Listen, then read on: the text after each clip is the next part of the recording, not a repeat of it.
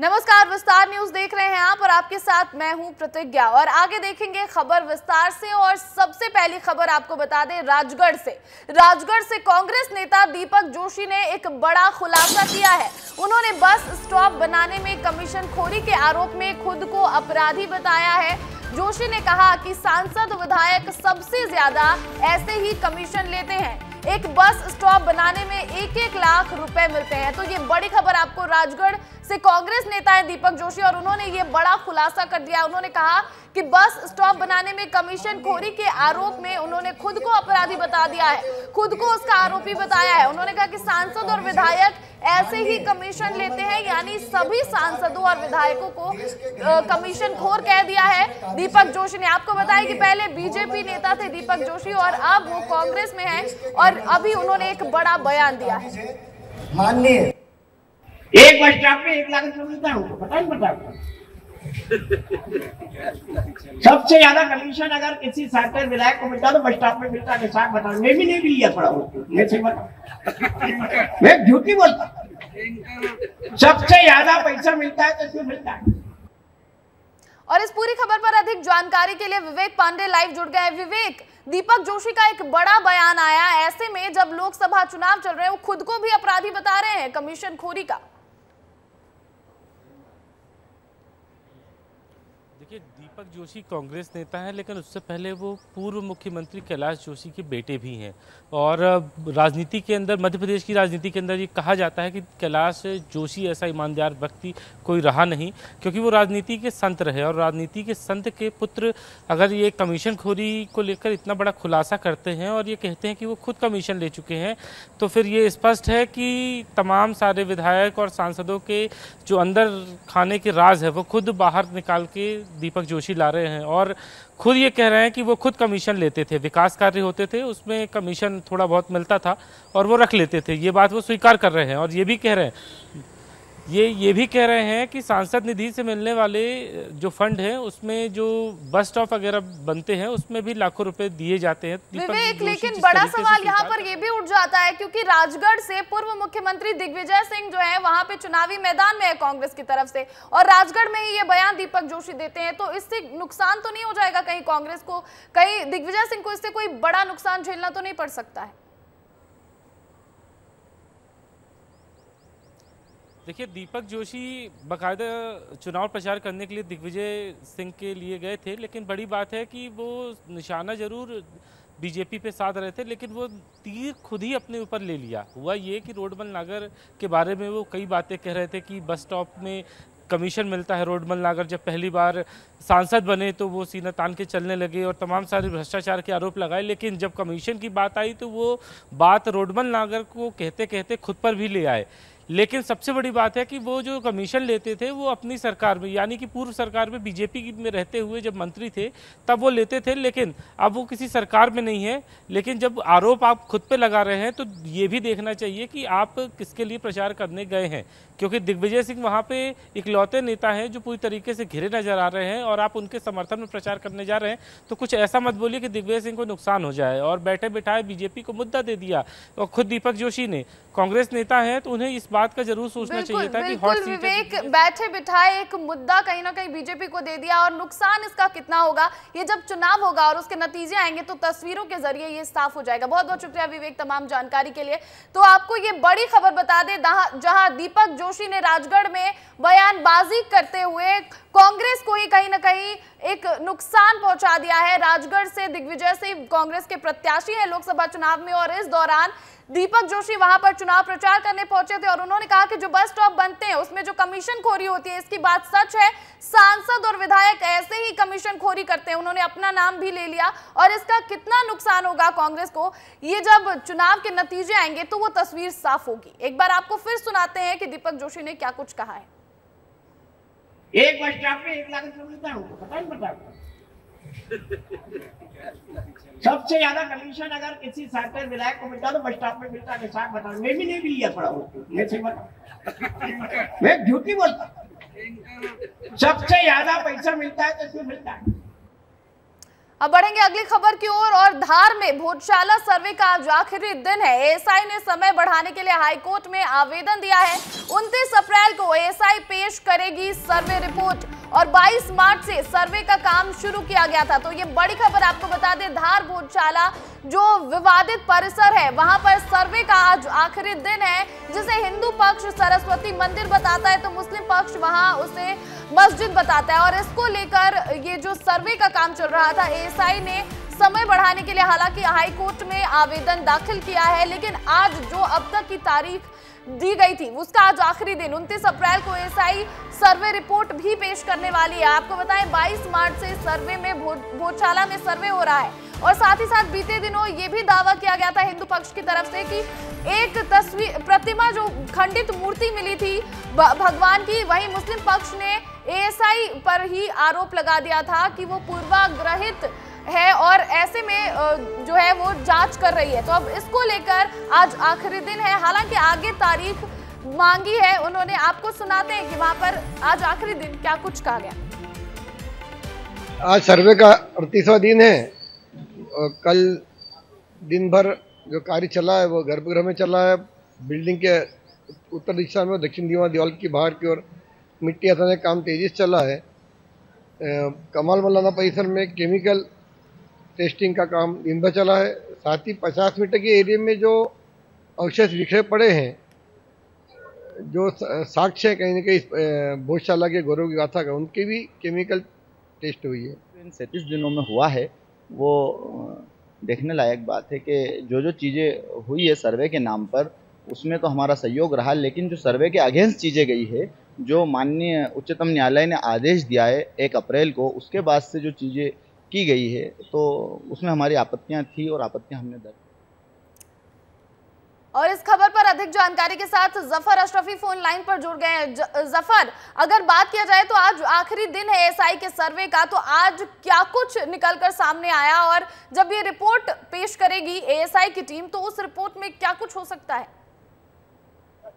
जी बिल्कुल प्रतिज्ञा, बताना चाहूंगा कि आज एएसआई के सर्वे का आखिरी दिन है और आज जो अधिकारी हैं वो सुबह 8 बजे पहुंचे थे। 33 मजदूरों के साथ विवादित इमारत पर पहुंचे थे, जिसका सर्वे जो है वो अभी भी जारी है। और ये जो सर्वे की जो रिपोर्ट है ये कल पेश करनी है। आपको बता दूं कि 27 अप्रैल को एएसआई की टीम ने एक आवेदन लगा करके मांग की थी कि 8 सप्ताह का और टाइम दिया जाए। अब इस पर कल निर्णय होना है कि एएसआई को का टाइम हाईकोर्ट टाइम देती है या इस पर एएसआई जो है अपनी रिपोर्ट प्रस्तुत करेगी। ये सारी चीजें कल ही इसका खुलासा होगा जब कोर्ट में इस मामले को लेकर के सुनवाई होगी। बिल्कुल जफर, तो बहुत बहुत शुक्रिया तमाम जानकारी के लिए। तो धार से ये बड़ी खबर आपको बता रहे थे, जहां एएसआई के सर्वे का आखिरी दिन था 29 अप्रैल को। भोजशाला की जो सर्वे का रिपोर्ट है वो भी एएसआई की टीम सौंप देगी। हालांकि और भी दिन यहां पर मांगे गए हैं सर्वे के लिए एएसआई की तरफ से। इस पर जो कुछ भी अपडेट आएगा विस्तार न्यूज वो भी आपको बताएगा।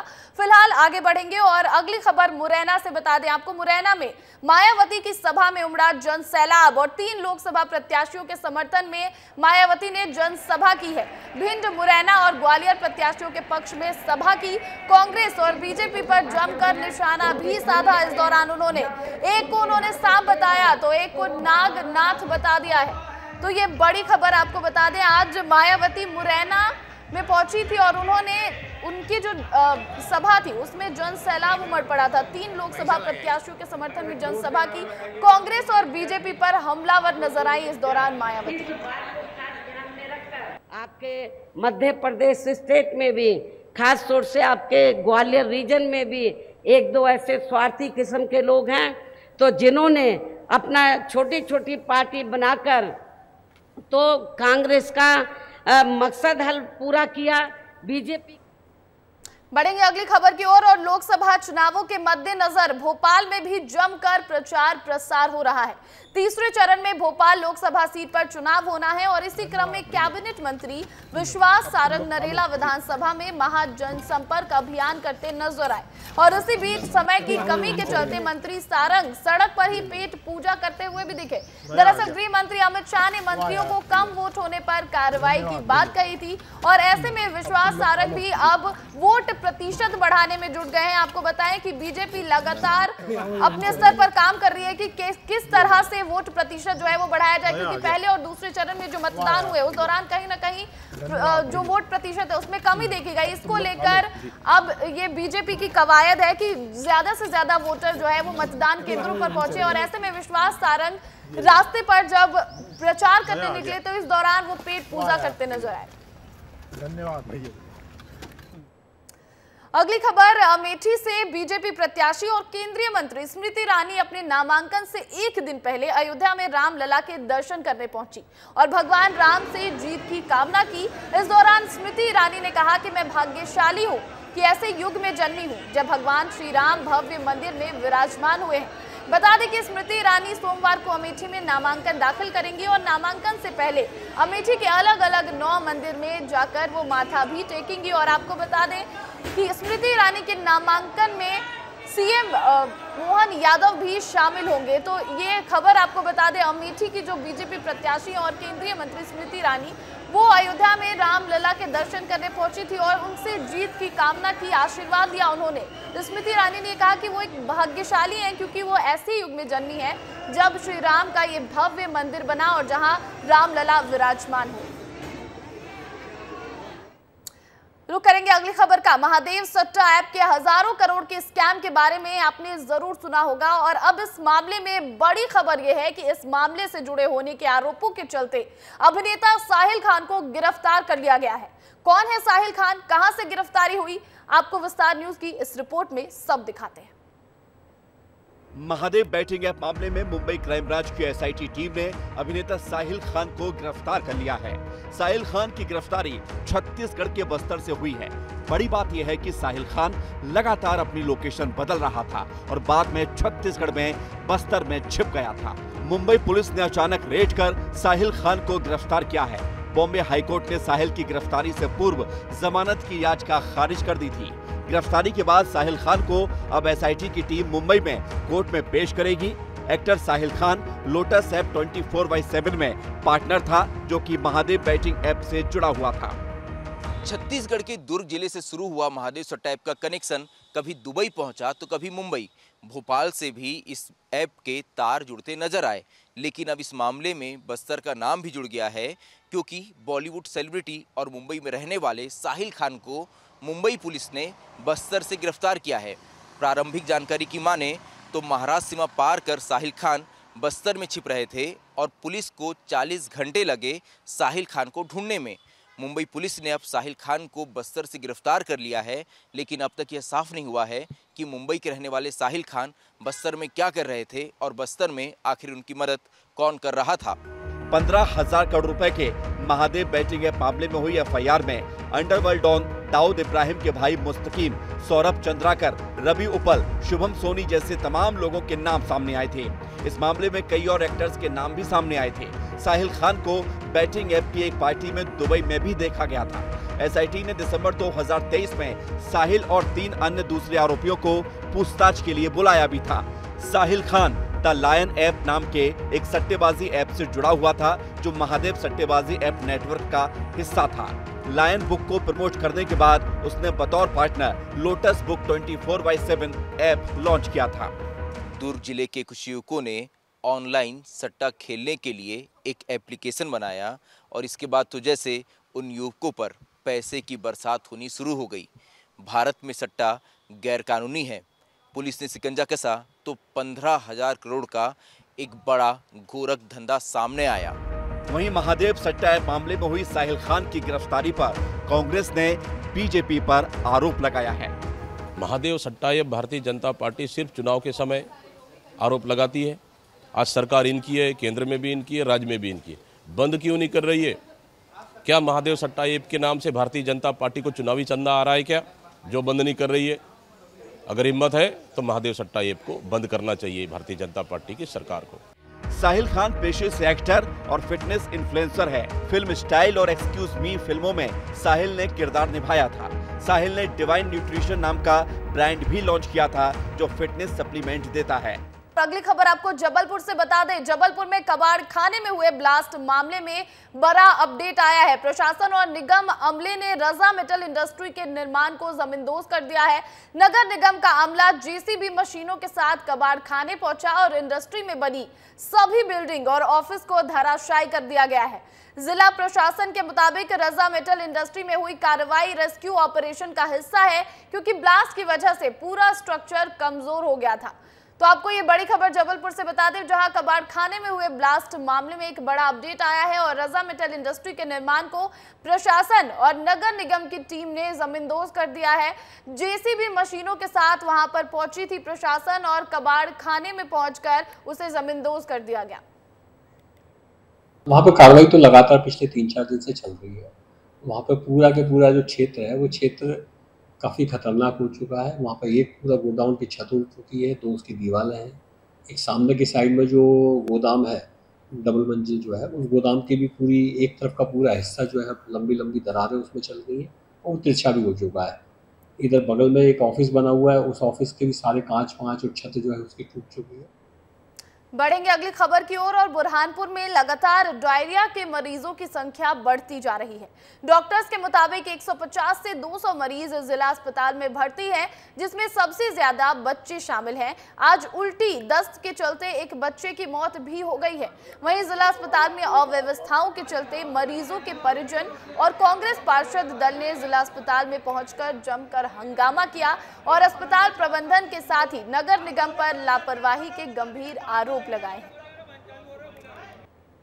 तो बुरहानपुर में लगातार डायरिया के मरीजों की संख्या बढ़ रही है। 150 से 200 मरीज अभी भी अस्पताल में भर्ती हैं और आज उल्टी और दस्त की वजह से एक बच्चे की मौत हो गई। जिला अस्पताल में अव्यवस्था भी है, जिसकी वजह से परिजन जो है वो खासा नाराज नजर आ रहे हैं। परिजन और कांग्रेस पार्षद दल जिला अस्पताल पहुंचे थे, जहां उन्होंने जमकर हंगामा किया। 150 से 200 मरीज जो है वो अभी इस अस्पताल में भर्ती हैं डायरिया से और एक बच्चे की आज मौत भी हो गई है। वहीं अस्पताल में अव्यवस्था है और प्रबंधन के साथ नगर निगम पर लापरवाही के आरोप भी लगे हैं।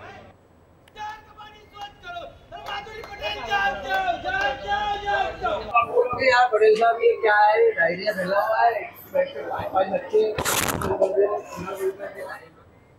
तो वहीं मंदसौर पुलिस को आचार संहिता के बीच बड़ी सफलता हाथ लगी है। पुलिस ने हिंदू संगठनों की शिकायत पर गौवंश से भरे ट्रकों को जब्त कर लिया है।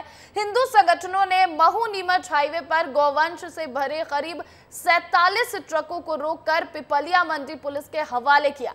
मामले में पुलिस अब जांच में जुट गई है। तो आचार संहिता पूरे देश में लागू है लोकसभा चुनाव के तहत और ऐसे में लगातार वाहन चेकिंग अभियान प्रशासन की तरफ से चलाया जा रहा है और ऐसे में हिंदू संगठनों की शिकायत पर गौवंश से भरे 47 ट्रकों को जब्त कर लिया गया है। हिंदू संगठन ने महू नीमच हाईवे पर 47 ट्रकों को रोका और पिपलिया मंडी पुलिस के हवाले कर दिया है। अब इस पूरे मामले में पुलिस जो है आगे की कार्रवाई और आगे की जांच में जुट गई है। नरसिंहपुर में नदी में नहाने समय 2 युवक डूब गए और एक युवक का शव बरामद कर लिया गया है, जबकि दूसरे की पड़ताल जारी है। मामला नरसिंहपुर के गोटेगांव थाना क्षेत्र का है, जहां बारात में आए 2 युवक नहर में नहाने गए हुए थे और हादसा हो गया इस दौरान और फिलहाल आगे की कार्रवाई की जा रही है। यानी कि 2 युवक जो शादी में पहुंचे थे वो नहाने के लिए गए नदी पे और इस दौरान वो दोनों डूब गए। हालांकि एक युवक का शव बरामद किया गया, लेकिन दूसरे की पड़ताल अब भी जारी है। दूसरा जो युवक है उसका शव या फिर वो युवक अब तक मिल नहीं पाया है, जिसको लेकर लगातार जो कार्रवाई है वो चल रही है और उसे ढूंढा जा रहा है। उज्जैन पुलिस ने विकास प्राधिकरण से प्लॉट लेने वाले फर्जीवाड़े का पर्दाफाश किया है और मामले यूडीए के बाबू समेत एक अन्य युवक को गिरफ्तार कर लिया गया है। मामला साल 2012 का है। विकास प्राधिकरण में स्वतंत्रता संग्राम सेनानी कोटे से गलत कागजात लाकर प्लांट आवंटन कराया गया था और इसकी शिकायत माधवनगर पुलिस थाने में की गई थी। अब मामले में गिरफ्तारी की गई है। तो उज्जैन पुलिस ने विकास प्राधिकरण से प्लांट लेने वाले फर्जीवाड़े का एक पर्दाफाश किया है। हालांकि ये मामला साल 2012 का है और तब से पुलिस इस पर लगातार कार्रवाई कर रही थी। इस मामले में यूडीए के बाबू समेत एक अन्य युवक को गिरफ्तार किया गया है। 2012 में एक प्लॉट का आवंटन हुआ था। वो एक हमारे स्वर्गीय स्वतंत्रता संग्राम सेनानी जी के नाम पर हो गया था। उसमें यूडीए से अभी कुछ कागज़ प्राप्त किए गए, जांच की गई। उसमें एक आशीष अग्रवाल जो दस्तावेज लेखक हैं और उनसे रिलेटेड थे, उनको गिरफ्तार किया गया और उसमें कॉन्स्पिरेसी में जिनकी वजह से हुआ था वो यूडीए के ही कर्मचारी हैं, गहलोत, उनको भी उसमें गिरफ्तार किया गया। अगली खबर का रुख करेंगे। मध्य प्रदेश के छतरपुर में श्रद्धालुओं से भरा एक वाहन पलट गया। हादसे में 2 बच्चों समेत 6 लोग गंभीर रूप से घायल हो गए और सभी बागेश्वर धाम से दर्शन करके लौट रहे थे। पूरी घटना ओरछा रोड थाना क्षेत्र की है। फिलहाल घायलों का इलाज जारी है। तो ये बड़ी खबर आपको बता दें, छतरपुर में श्रद्धालुओं से भरा एक वाहन पलट गया है। हादसे में 2 बच्चों समेत 6 लोग गंभीर रूप से घायल हो गए और ये सभी बागेश्वर धाम दर्शन करने गए थे और वहीं से लौटते समय ये बड़ा हादसा हुआ है। पूरी घटना ओरछा रोड थाना क्षेत्र की बताई जा रही है और जो घायल है इसमें 2 बच्चे समेत जो 6 लोग हैं जो घायल हैं उनका इलाज किया जा रहा है। तो ये बड़ी खबर आपको बताएं, जहां पर ओरछा थाने के पास ये बड़ा हादसा हुआ। छतरपुर से लौट रही श्रद्धालुओं से भरी एक गाड़ी पलट गई और हादसे में 2 बच्चे समेत 6 लोग घायल। और फिलहाल इस बुलेटिन में इतना ही। मुझे दीजिए इजाजत और बने रहिए विस्तार न्यूज के साथ, क्योंकि यहाँ खबरें लगातार जारी हैं।